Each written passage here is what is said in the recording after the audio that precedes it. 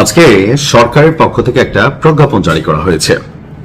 আওয়ামী লীগের নেতাকর্মী যারা দেশে আছে তাদের জন্য খুবই অশনি সংকেত। মাত্র সরকার ক্ষমতায় বসছে, অর্থাৎ 5টা বছর বিএনপি ক্ষমতায় থাকবে।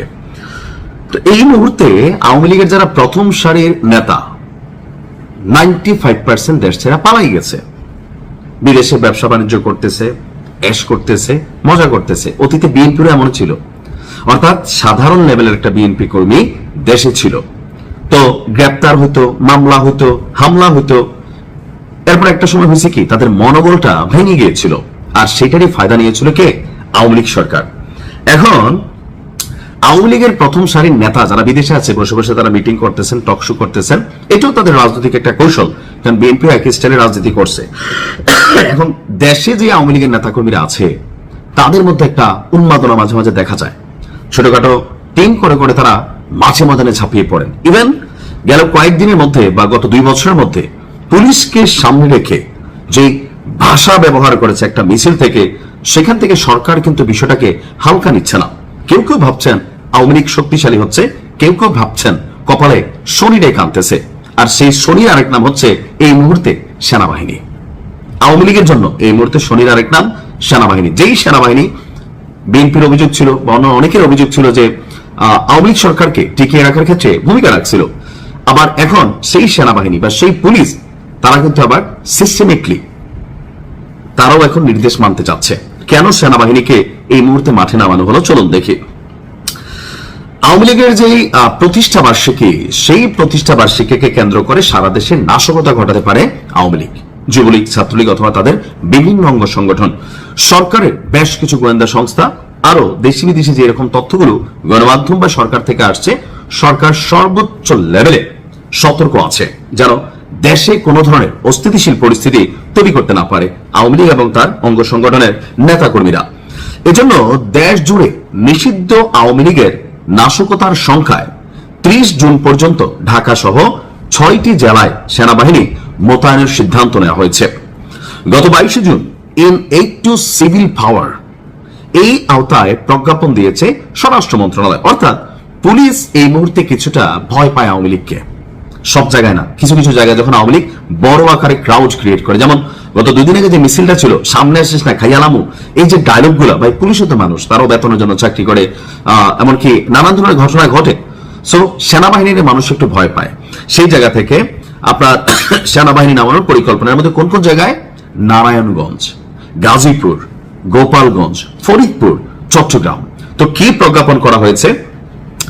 কার্যক্রম নিষিদ্ধ আওয়ামী লীগের বেআইনি মিছিল, শোডাউন এবং অন্যান্য কর্মসূচির মধ্যে নাশকতা ও বিশৃঙ্খলা তৈরির আশঙ্কায় দেশের বিভিন্ন জেলায় আইন শৃঙ্খলা পরিস্থিতির অবনতি এবং জানমালের ক্ষয়ক্ষতির সম্ভাবনা থাকায় সেনা মোতায়েনের সিদ্ধান্ত নিয়েছে।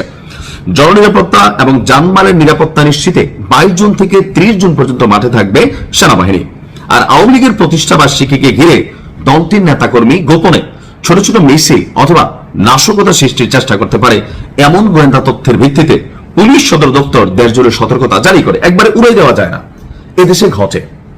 সাধারণ মানুষের জীবন যদি যাওয়া যায়, একটা ঘটনা ঘটাইয়া সেটা নিয়ে রাজনীতি করা যাবে, মান গরম করা যাবে, মানুষ দেখবে যে দেখো ভাই কি হয়েছে, তাই না? এটা কিন্তু আওয়ামী লীগ দাবি করে যে জুলাই আন্দোলনে এগুলা ঘটছে, আবার এখন আওয়ামী লীগ নিজেরাই দাবি করে যে ভাই আমাদের উপরে টর্চার হচ্ছে। দেখেন, একটা জিনিস তো শিক্ষণীয়, কিন্তু আসলে এই দেশের রাজনৈতিক যে আমাদের সরকারগুলো থাকেন বা ব্যক্তিরা থাকেন, সবাইকে আসলে এগুলো আমরা মাথায় রাখি যে গতকালকে আমার কাছে ক্ষমতা ছিল না, আমার সাথে কি হয়েছে, আমি আল্লাহর কাছে বিচার দিছি, আবার আজকে আমার কাছে ক্ষমতা আছে, আমি অন্যের সাথে কি করছি।